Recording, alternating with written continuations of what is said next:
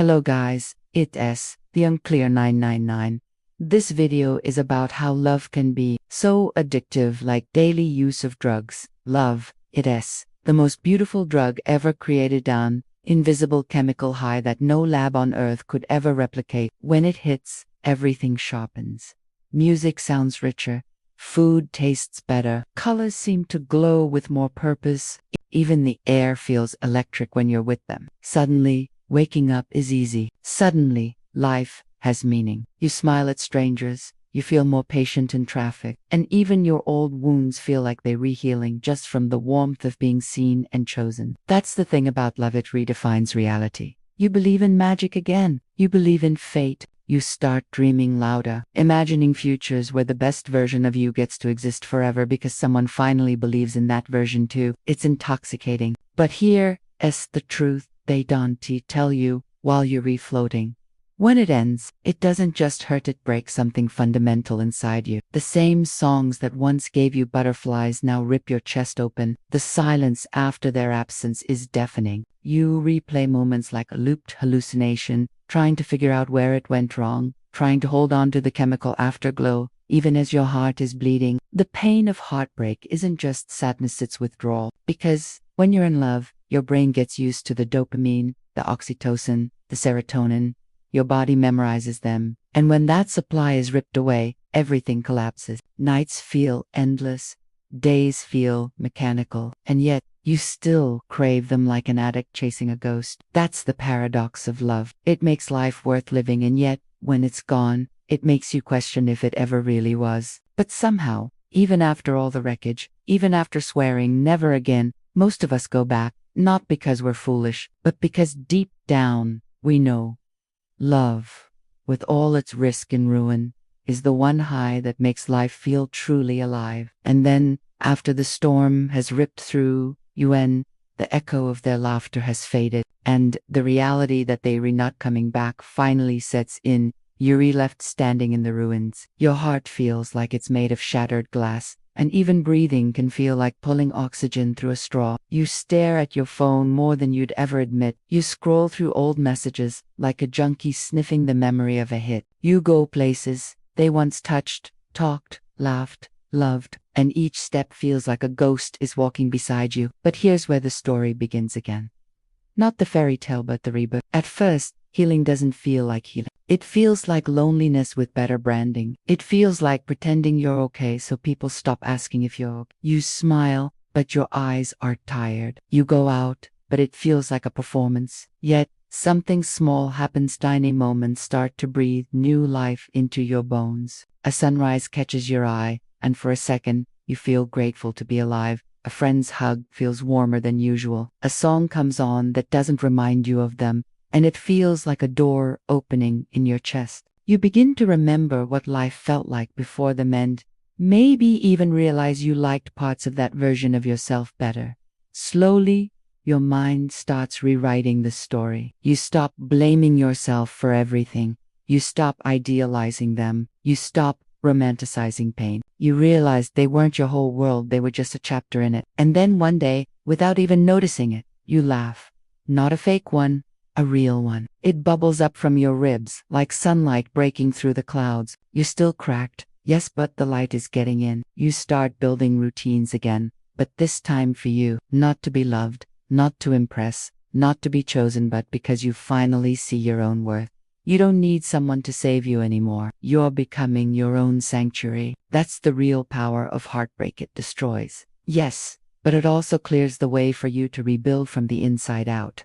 And the version of you that rises from those ashes, they're not fragile, they're fireproof. They know love can be beautiful, but now they also know love doesn't have to hurt. And maybe next time, when love finds you again, you'll walk in with open eyes, open hands, and a heart that knows it can survive anything. And then, when you least expect it, after the silence has settled and you've found peace in your own presence, love returns.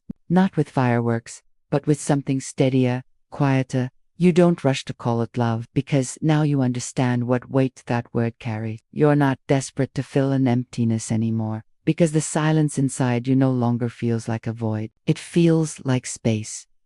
Sacred space. And this time, when someone steps into your life, they're not there to complete you but to meet you exactly where you are. There's no urgency to prove your worth, no panic that they'll leave, no obsession with being enough. You already are. You learned that in the wreckage. This love doesn't rush in and sweep you away.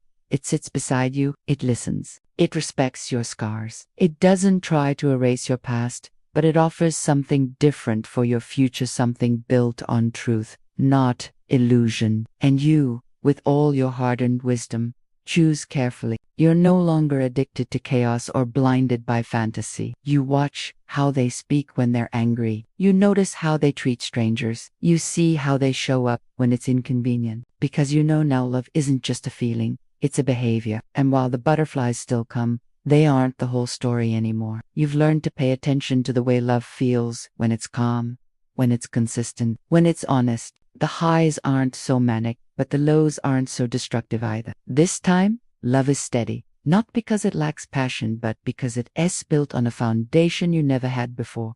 Self-worth. You still get scared sometimes of losing, of falling too deep, of repeating old wounds, but now you know how to set boundaries, how to speak your needs, how to walk away if the cost becomes your peace. You've learned that real love doesn't ask you to shrink. It doesn't confuse pain for depth. It doesn't punish you for being human. And best of all, you've learned that love, while beautiful, is not the only source of joy in your life. It's a companion to your happiness, not the author of it. So, when you love again, you love with open eyes, with courage, with grace, and with the kind of strength that only heartbreak could have taught you. Sometimes, love doesn't come again. Not the way you hoped. Not in the form you thought would arrive like a movie endings. Low motion, music swelling, everything finally making sense. And while part of you mourns that, there's another part quiet at first, almost ashamed to admit it, that starts to feel free, because in the absence of another person's hands to hold, you begin to hold yourself differently, firmer, kinder. You stop waiting for someone to arrive and validate your worth. You stop tying your joy to the next text message, the next date, the next maybe. You start building a life that isn't a placeholder. You decorate your space, not for anyone else's taste, but for how you want to feel when you walk through the door. You go to museums, to quiet corners of the world, not to be seen, but to see, to experience life directly. You learn that your laughter doesn't need an audience, your pain doesn't need a rescuer, and your dreams don't need a witness to be real. You stop performing, stop proving. You grow into your solitude like a tree roots itself deeper into the earth, not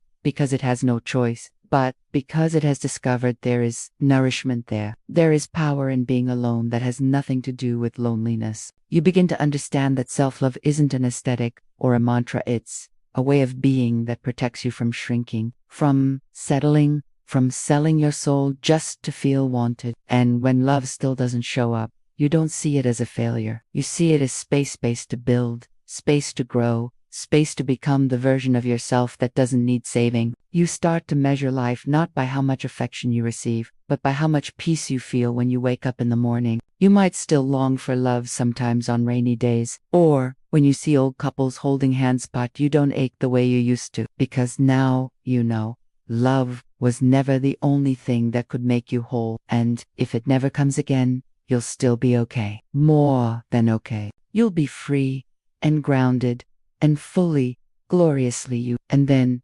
just when you've made peace with being alone, love shows up again, but it doesn't look like it used to. It doesn't crash through your life with reckless urgency or sweep you off your feet like a fairy tale. No, this time it knocks gently. It asks for permission. It observes the boundaries you've so carefully built and doesn't try to bulldoze them. And you, a little surprised at yourself, let it in, not because you need to, but because you choose to. That's the difference now. You're not searching for someone to rescue you from loneliness. You're not trying to fill some aching void. You've already done the work. You've already sat with the silence, rebuilt your identity, redefined what home means. You've discovered that your worth was never dependent on being wanted. So, when love returns, you don't lose yourself in it. You hold on to your life, your rituals, your peace, your freedom, and you make room for someone else without giving it all away. You listen more.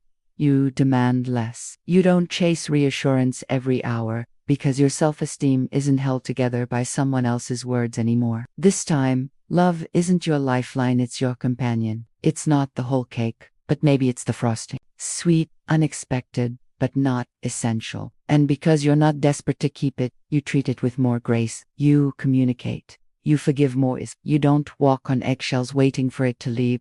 You let it grow at its own pace. And if it works, beautiful. If it doesn't, you know you won't fall apart. Because now you've tasted the joy of standing tall on your own. You know that you can survive a storm, rebuild your world, and laugh again, even with a broken heart. That's the gift of healing.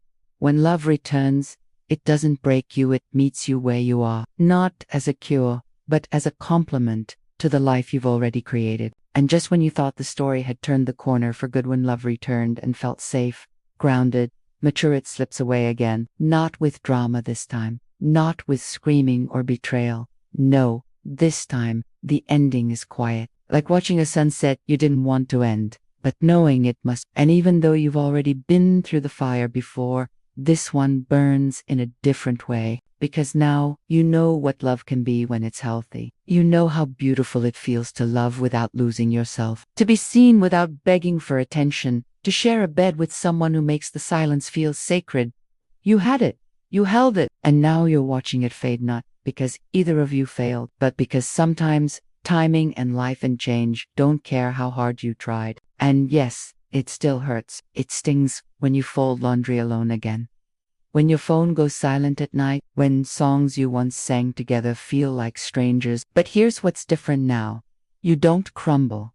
You grieve, but you don't unravel. You honor the pain, but you don't fear it. You've walked this road before, and this time, you're not afraid of the loneliness. It's familiar now, even a little sacred. You don't beg them to stay, because you know that real love can't be forced. And when they leave, you let them go, not with bitterness, but with gratitude for the chapter they wrote into your life. Because this time, you're not defined by the ending. You're proud of how you loved, proud of how you showed up fully, vulnerably, without games or masks, proud of the way you held someone's heart with care, even if it wasn't forever. And when the dust settles, you rise not just stronger, but softer, wiser, more open. Because love, even when it doesn't last, still teaches, still expands you, still matters. And someday, maybe love will come again, maybe it won't. But either way, you'll be whole.